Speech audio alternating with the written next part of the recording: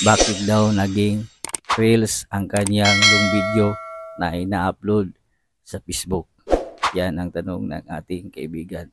Shoutout nga pala sa mga content creator. Kung may katanungan kayo about sa monetization, comment sa comment section at subukan nating alamin sa ating kaalaman. At kung bago ka pa lang, i-click ang palubuton sa tabi ng pangalan ko para updated ka palagi sa ating video. Tara, let's go! I-open ang Facebook. Itap mo yung tatlong lines babaw ng Facebook. Tap ang icon settings. Mag-scroll down ka lang. Scroll down at itap mo yung media. Dito sa yung media, mag-scroll down ka lang at itap mo lang itong automatic A/B testing. Katagil o nito, yung mga long form video natin na ina-upload sa Facebook, maging reels yan. Maging madaming reels, depende na po sa long form video nyo na ina-upload. Okay?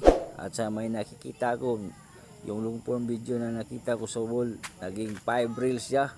So ganito lang, i-toggle off mo lang to para yung long form video na ina-upload sa Facebook ay hindi na magiging reels. So ganun lang. Then dito sa setting ng yung reels, kaibigan, okay, scroll down ka lang, then tap mo lang itong Simo setting yan, then itap mo lang itong A/B test, then tap mo itong auto A/B testing, then continue.